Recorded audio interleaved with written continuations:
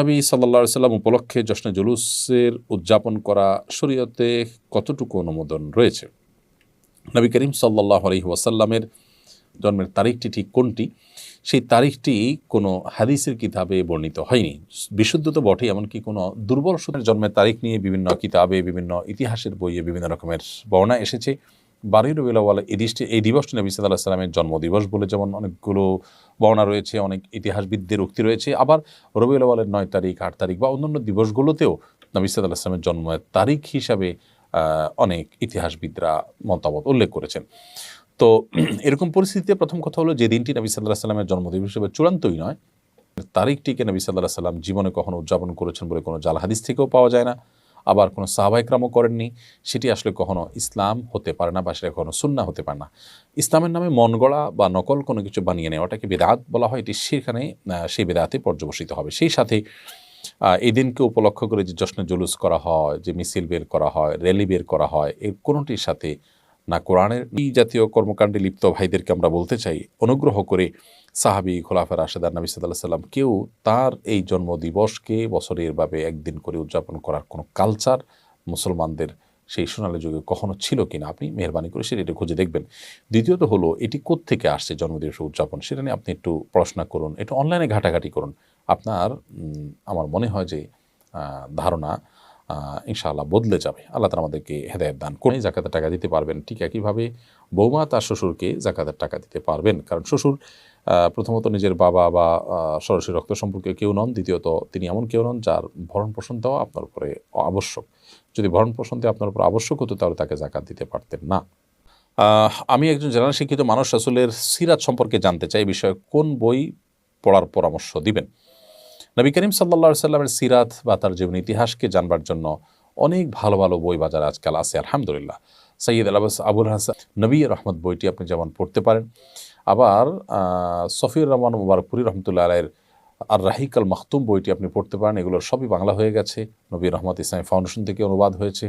আর রাহিকুল মাখতুম এটা বিভিন্ন প্রকাশনী থেকে ছাপানো হয়েছে, যেটা ভালো আপনি দেখবেন।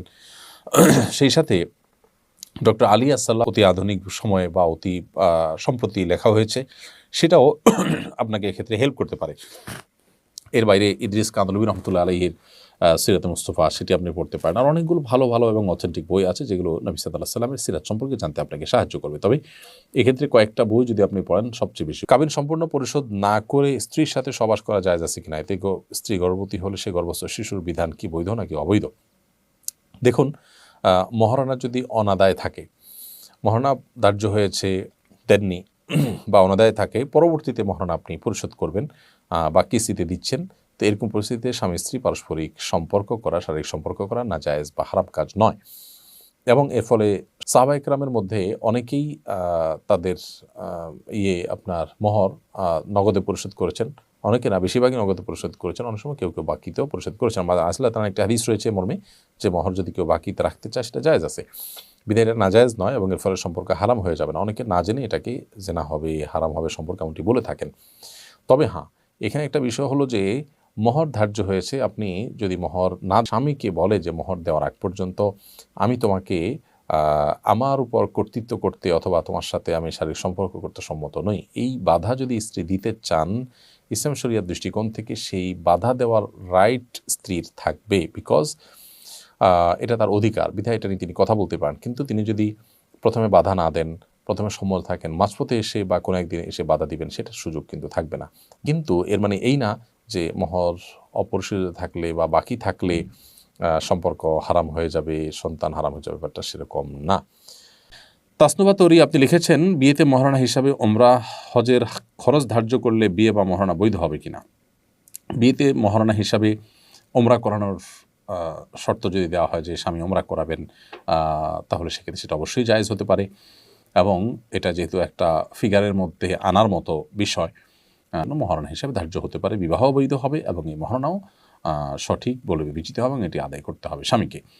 এরপর প্রশ্ন হলো, আমাদের এলাকার কিছু মসজিদে রবিউল আউয়াল মাসে মসজিদগুলোতে আলোকসজ্জা করা হয়, এটা শরীয়তের দৃষ্টিতে কেমন? মসজিদ আল্লাহর ঘর, এখানে আলোকসজ্জা, অতিরিক্ত লাইটের ব্যবহার, পর্যাপ্ত লাইটের ব্যবহার করে যে আলোকসজ্জা করা হয়ে থাকে, এটা যারা করে থাকেন রবিউল আউয়াল উপলক্ষে ইবাদত, বন্দেগী, নেক আমল, সওয়াবের কাজ মনে করে থাকেন। নবী করিম সাল্লাল্লাহু আলাইহি ওয়াসাল্লাম রবিউল আউয়ালকে কেন্দ্র করে অতিরিক্ত আলোকসজ্জা বা এই যে আনন্দ আয়োজন যেটি আমরা দেখতে পাই আজকাল একরাম কেউই করেননি। অতএব এই রবিউল আউয়াল তাদের সময়ও ছিল, নবী সাল্লাল্লাহু আলাইহি ওয়াসাল্লামের জন্মের এই দিনটি তাদের সময়ও ছিল। তারা যে কাজ করেননি সেই কাজকে যদি আমরা ইসলামের কাজ বানিয়ে নিই তাহলে সেটি বিদআতে পর্যবসিত হবে।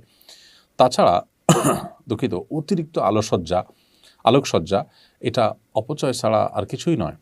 মসজিদে করলেই সেটা যে জায়েজ হয়ে যাবে ব্যাপারটা সেটা ছাড়িয়ে পুরো ভবনকে আলোকিত করে ফেললেন, প্রতি 2-4 ইঞ্চির মধ্যে একটা করে লাইট লাগালেন। নিঃসন্দেহে ইসলাম আমাদেরকে যে মিতব্যয়ী হতে বলে, আমাদেরকে যে হিসেবি হতে বলে, এটি তার সাথে যায় না। অতএব আল্লাহর ঘর যেখান থেকে মানুষ শিখবে সেই জায়গাটাতে অন্তত আমাদের মিতব্যয়ী হওয়ার, ইবাদত বা সওয়াবের কাজ নেকামল মনে করে যেটি আপনি করছেন সেটি কোরআন ও সুন্নাহ কর্তৃক নির্দেশিত না হলে সেটি কিন্তু বিদআতে পর্যবসিত হবে। বিধায় এই বিষয়টিতে আমাদের সাবধানতা সর্বোচ্চ লেভেলে থাকা দরকার। এরপর জুয়েল রানা আপনি লিখেছেন, আমার 2টা প্রাইভেট গাড়ি আছে, একটা ব্যবহারের জন্য কেনা আর একটা ভাড়া দেওয়ার জন্য, কিন্তু এখন 2টা গাড়ি ভাড়াতে আছে। এক্ষেত্রে জাকাতের হিসাব কীভাবে করবো অনুগ্রহ করে জানাবেন। ভাই জুয়েল রানা, আপনার যে 2টা গাড়ি আছে সেই 2টা গাড়ির সেটার ভাড়ার যে টাকা সেটা যদি জমে জাকাত দেওয়ার মতো হয় তাহলে সেক্ষেত্রে তখন সেটার উপর জাকাত আসবে, কিন্তু গাড়ির যে মূলধন বা গাড়ির যে মূল্য সেটার উপরে কিন্তু জাকাত আসবে না। আফরিন জাহান লিখেছেন, আমার বাসায় প্রচুর পিঁপড়া, বিশেষ করে রান্নাঘরে কাজের সময় পিঁপড়া কামড়ায় বলে অনেক পিঁপড়া মেরে ফেলি, এতে কোনো গুনাহ হবে কিনা?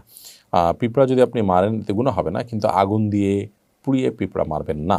এ ব্যাপারে নবীর জন্য আপনি সেটা মেরে ফেলতে পারেন। যে কোনো প্রাণী আমাদের যদি উপদ্রবের কারণ হয় তাহলে সেটা থেকে আত্মরক্ষার জন্য আমরা সেটি মারতে পারি, কিন্তু নির্মমভাবে বা অপ্রয়োজনে কষ্ট দিয়ে তাকে তিলে তিলে শেষ করা বলতে যেটা বোঝানো হয় সেটা করা যায় হবে না।